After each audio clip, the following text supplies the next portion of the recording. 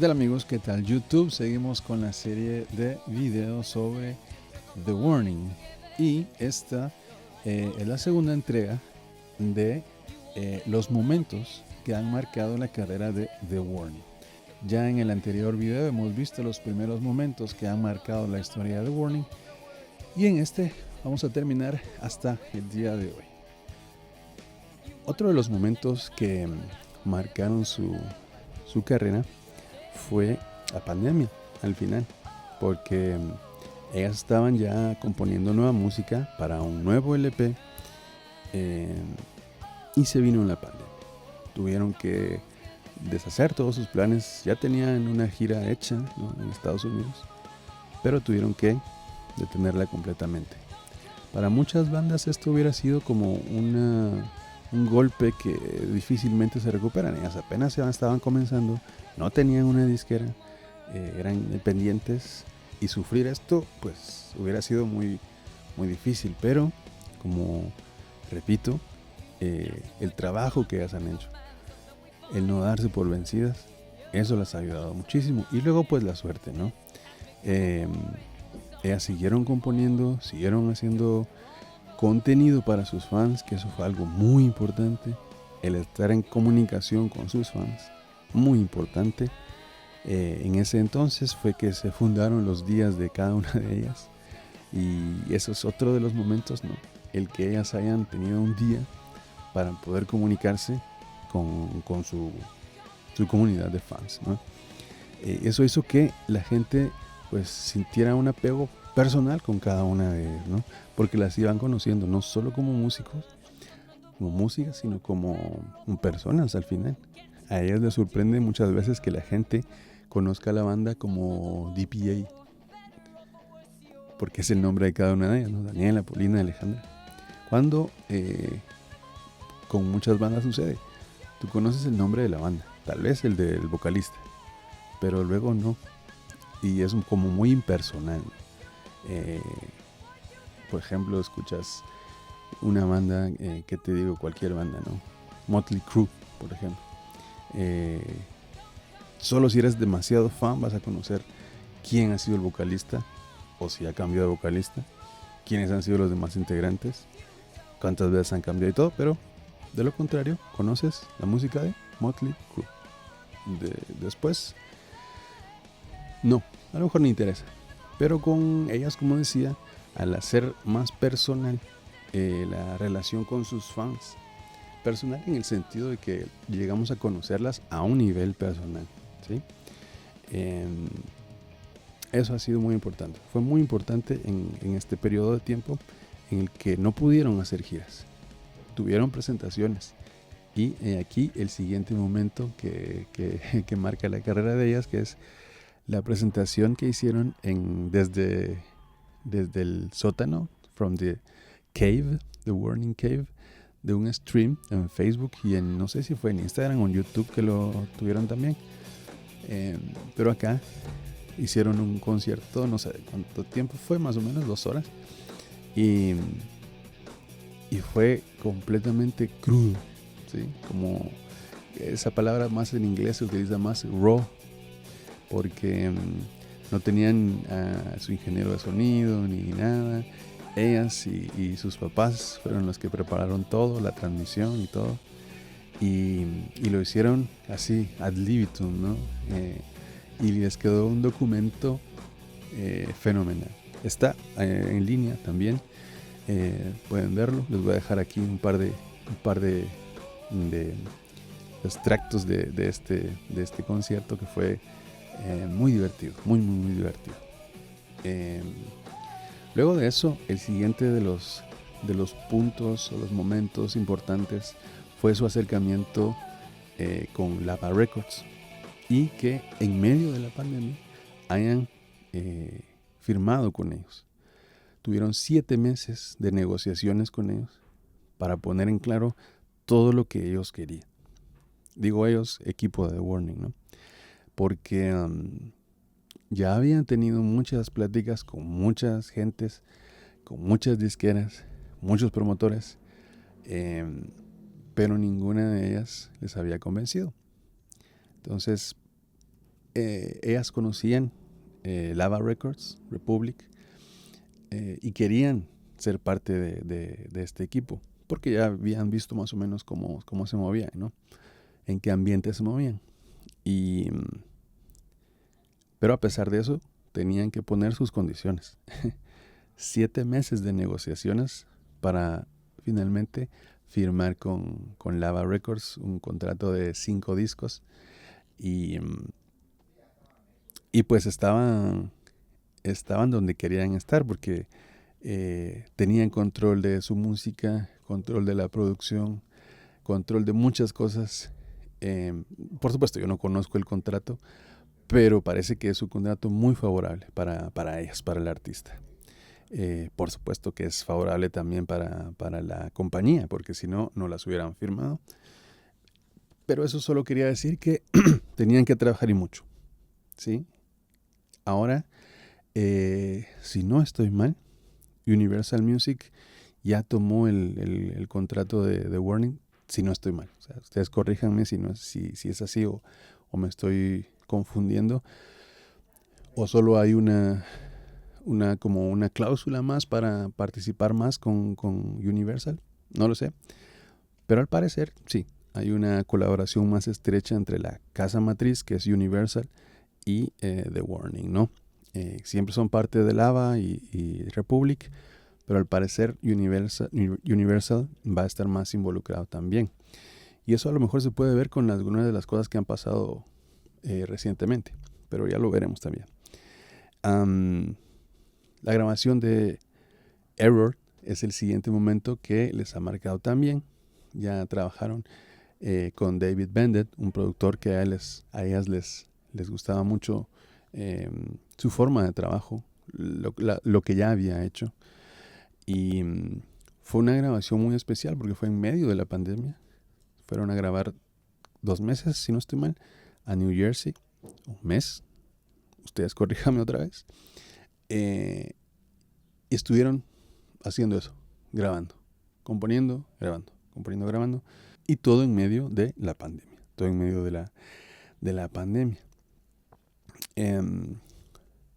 Cuando ya terminan de grabar Error y ya empiezan a abrirse los escenarios para poder hacer giras de nuevo, pues ellas continúan con su gira. Y ahí en las giras empiezan a pasarles ciertas cosas que han marcado también su carrera, ¿no? Han ido de gira con diferentes bandas, Hailstorm, Very Reckless, ¿quién más? Había más bandas, bueno, pero también tuvieron la oportunidad de abrirle a diferentes bandas en México. Ya le habían abierto a Def Leppard, The Killers, Guns N' Roses, y para celebrar el 30 aniversario del Black Album de Metallica, Metallica convocó a diferentes artistas a hacer versiones de de este álbum, del Black Album. Y entre estos artistas estaba Alicia Cara, que compartía management con The Warning. Y estos dos artistas, The Warning y Alicia Cara, participaron haciendo una versión de Enter Sandman.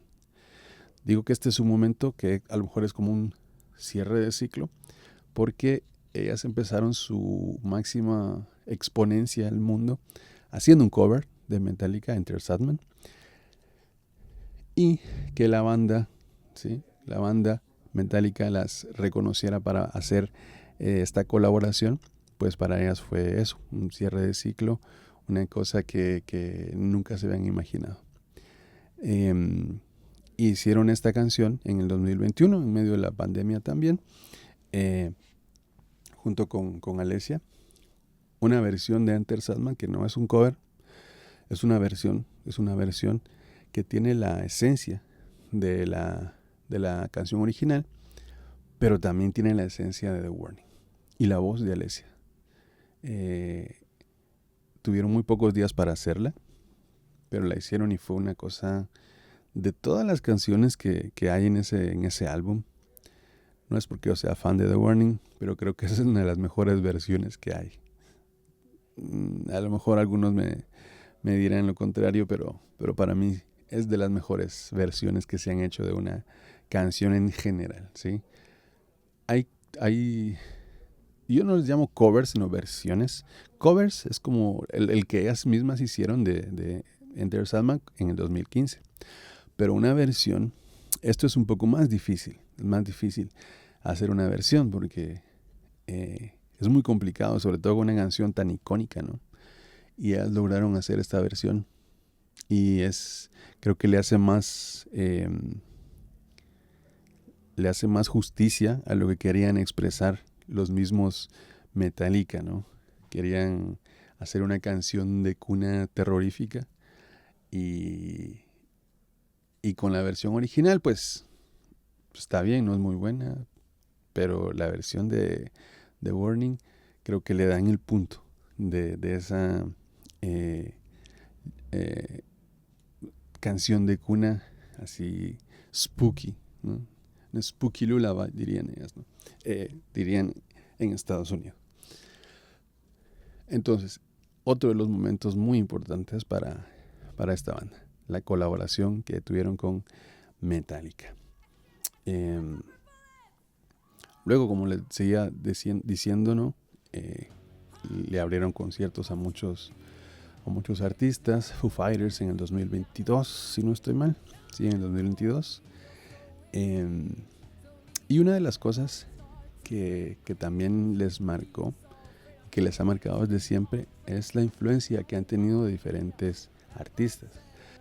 Por ejemplo, hay diferentes videos en donde ellas cuentan que una de sus principales influencias como músico fueron Muse. Principalmente porque ellos eran 3 músicos en el escenario haciendo un completo caos controlado. Y a ellas eso les llamaba mucho la atención. Y pues han sido siempre como sus referentes. Y cada vez que les preguntaban algo, qué músicos son sus influencias, con quién quisieran colaborar, a quién le quisieran abrir, Muse salía siempre a relucir. Y este es un punto que a mí me confirmó que definitivamente The Warning es una historia muy especial, muy especial. Esto lo cuenta Rudy y lo cuenta Lalo Plaza también, el ingeniero de sonido. Lo cuentan en diferentes entrevistas. ¿Cómo fue que The Warning llegó a abrirle a Muse? Porque al final se hizo realidad sus sueños. Pero no fue algo fácil y a la vez fue toda la suerte del mundo. Esto lo cuenta Rudy, pero yo, para resumirlo, les podría decir que Muse ya había dado varios conciertos en México y siempre Rudy había hecho los contactos para ver si podían abrirles, pero nunca se podía, ¿no? Muse ya traía su banda abridora, entonces las últimas veces que habían llegado no se había podido, ¿no? Entonces, en este último 2022, creo yo que fue también. Sí, fue el 2022. En el 2022 iba a haber un concierto de Muse en México. Y lo mismo, Rudy hizo los contactos para ver si podían. La misma respuesta, no, ya trae la banda, ya trae sus bandas abridoras, que no se puede, ya estaba todo arreglado. Y una de las bandas era una de las bandas que ya había hecho giras con The Warning, que era Pretty Reckless. Entonces Rudy llama a al manager de Pretty Reckless y le dicen, bueno, sabemos que van a venir con Muse a la gira, aquí estamos para ayudarlos en lo que quieran, cualquier cosa, estamos a sus órdenes, no duden en comunicarse. Y él les dice que no, que ya no van a abrirles los conciertos a Muse porque no podían. Entonces al final Rudy vuelve a hablar con el promotor del concierto y le dice, no hay banda abridora, ¿será que podemos?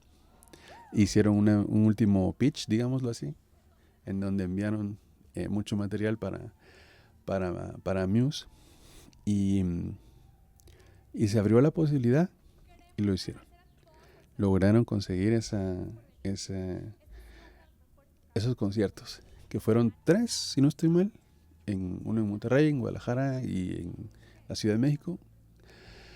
Y a partir de ahí se formó una amistad, ¿no?, entre las dos bandas, que las llevó a abrir sus conciertos también en Europa. Entonces, eso es uno para ellas, es uno de sus principales logros y de sus principales momentos de grandeza, digamos, en ese periodo de tiempo, ¿sí? 2 de los conciertos más importantes que ellas han tenido, uno fue en el Teatro Metropolitan, en la Ciudad de México. Eso fue en el 2022. Digo que han sido los más importantes porque han sido donde ellas han sido headliners y han sido conciertos que se han vendido muy, muy rápido. En el Metropolitan hicieron 2 fechas, si no estoy mal, sold outs. Y pues estaban muy emocionadas de eso, ¿no? Fueron conciertos en los que ellas vieron que pues podían llenar esos lugares, ¿no? Ya estaban llenando venues más grandes, teniendo más conciertos. Otro de los conciertos que marcó también su historia fue el concierto del Pepsi Center. En el Pepsi Center del año 2023, finales del año 2023, ante 8,000 personas. Es un concierto que quedó como de los mejores, ¿no?, que tiene The Warning, y está gratuito en YouTube. Cualquiera lo puede ver, con una calidad de grabación muy buena, y pues el audio no se diga, ¿no? En este concierto estaban celebrando 10 años de carrera, 10 años de haber comenzado como banda, y pues es muy especial para ellas, para sus fans. No cabe la menor duda también de que es muy especial. Otros momentos así. En ese mismo año, 2023, no recuerdo bien la fecha, pero ocurrió algo que también ha marcado, ¿no? Fueron los premios MTV Video Music Awards 2023, en donde ellas tenían una participación. Tenían 2 canciones y una de ellas fue More, que estaba ya parte de su siguiente álbum, y la canción Evolve. Digo que fue muy importante porque mucha gente también, así como con el cover de Metallica, las descubrió con Evolve. Y no solo las descubrió, sino que quedaron anonadados con esta presentación. MTV ya no se caracterizaba por hacer música en vivo, ni mucho menos rock, pero ellas le devolvieron esa esencia que tenía en sus inicios MTV, ¿no? Música en vivo, tocada con instrumentos reales, en vivo, y música rock. Ese es uno de los momentos también muy importantes, porque mucha gente al ver esto decía, sí, todavía existe el rock, todavía existe, y qué buena banda. Ese sería otro de los momentos, ¿no? Posteriormente han habido diferentes acontecimientos que les han marcado también. La presentación de su siguiente álbum, que es Keep Me Fed, que fue en el 2024, que ha sido, como ellas mismas lo dicen, ha sido un lanzamiento y una producción muy caótica, porque estaban yendo y viniendo, giras, producción, giras, grabación, giras. Entonces fue un momento muy, muy, muy difícil, y se refleja en el disco. Si ustedes lo escuchan, hay canciones que son como un grito desesperado, ¿no? De qué estamos haciendo. Hell You Call a Dream, por ejemplo. Pero es, como les decía anteriormente, uno de los discos más promocionados de The Warning. Está bien, porque es muy buen disco. Y poco a poco pues se han ido dando a conocer más. Otra de las cosas que las ha marcado fueron los conciertos que iban a dar en la Ciudad de México en el Auditorio Nacional. Esta vez ya en el auditorio. Al principio habían hecho 2 fechas, ¿sí? 2 fechas. Y vieron que se vendieron la primera fecha en menos de una semana, creo, o menos aún, y la segunda también. Y tuvieron que abrir otra. Este Auditorio Nacional está hecho para 10,000 personas.